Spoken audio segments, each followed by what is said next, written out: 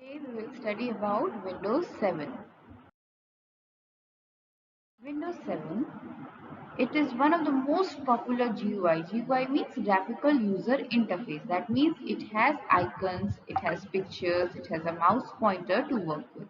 It was released in October 2009. When we open our computer, the first thing that is loaded on the computer memory is the operating system. This whole process is called booting. It is just like your mother wakes you up in the morning so that you can start your day, you can go to school and just dress yourself and do your work. The one thing that need to be noted, that is the oldest version of Windows was 1.0.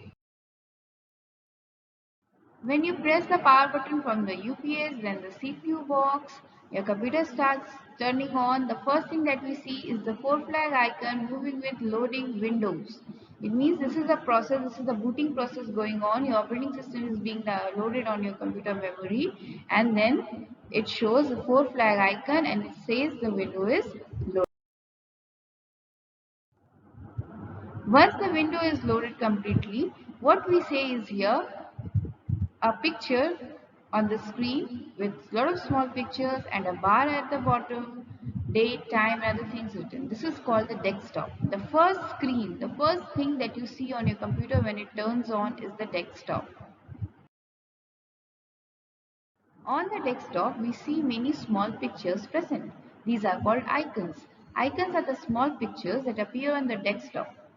These small pictures are like a window, or you can say it's like a door to the application. You double click on this icons and it will take you to the file or the folder or the application whose icon you have clicked. Next, here we see some common icons of the desktop. First one is the network. It takes us to the network setting option wherein you can change the network settings. You can set up a network for your computer.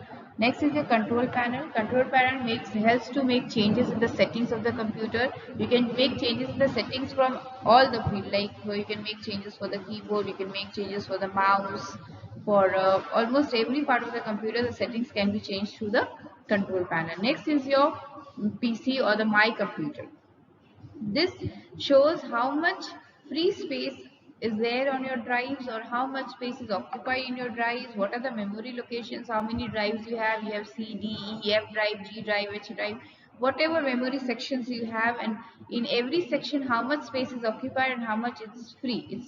It can be seen through this PC or My Computer option. Next one is the recycle bin. Recycle bin is just like the dustbin for the computer. All the files and folders that you delete, it goes to the recycle bin.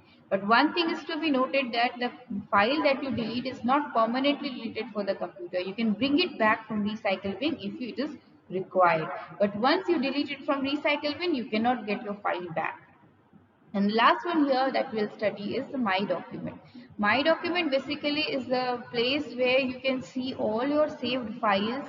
You can view it, you can copy, paste, you can manage it, and you can find all the files that you have created and saved in your computer.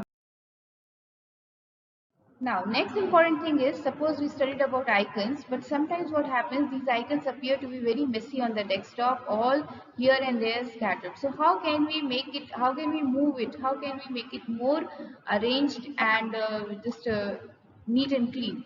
So for moving the icons, you can simply, we have already done paint, you just like that, you need to left click and drag it, means pull your mouse up once you have left click on the icon. So definitely the icon will move aside. Or you can do one thing, you just go to a free space on the desktop where there is no picture, there is no icon, we right click there. Once you right click, you get a menu like this. This is called the shortcut menu or the pop-up menu here. And we go to the second option, that is sort by.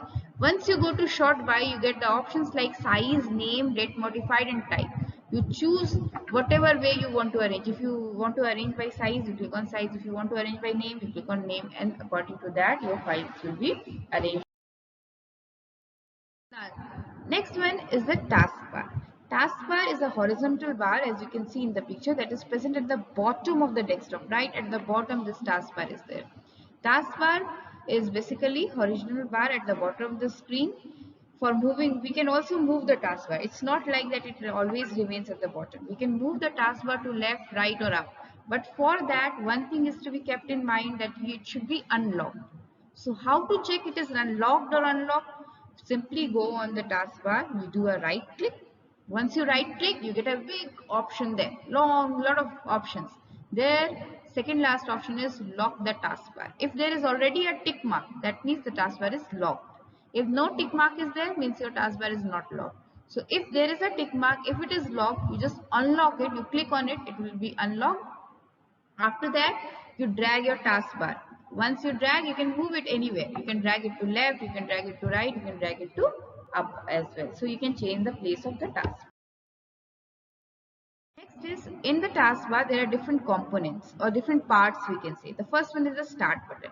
Start button is a 4 flag button. When you click on it, you get a list of programs that is present in your computer.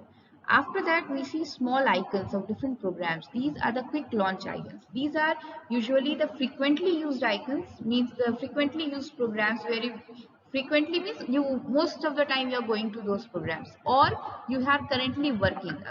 You are just working on that program, that is icon is shown on that part or the quick launch icons. Now next is your notification area. To the extreme right side of the desktop, we see the date, time, volume and many other icons are there that are hidden. So these things, these form the notification area or we call it the system tray part also. Just beside this date and time, we have one more button that is called show desktop button. It's just a vertical line button and just when you click on it, you will go to the desktop. Even if you are working in Word, Excel, Paint, anywhere, when you click on this button, you will go to the task, your desktop immediately. After that, let's discuss the paths properly. Here is the start button. In the start button, children, it's a 4 flag button as I said. When you click on the start button, a list opens up. There is a left pane on the left side. It shows which programs you have been working in recently, means for 5, 10 days, 20 days, which programs you have been working. Now next is a search box, means if you want to search anything, you can just write and it will come up.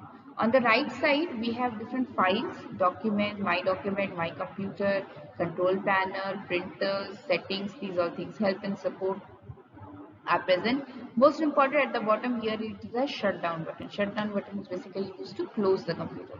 So this is the one thing very important present on the right side of the this pane that opens up when you click on start button. Next component is the picture that you see. If you open the desktop, you will see a picture at the back. Here you can see two big rocks with water and a girl, or you can say a person running on it.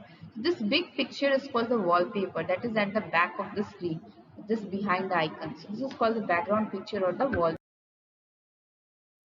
Now, we can change the wallpaper also, as well as at the same time we put screensaver.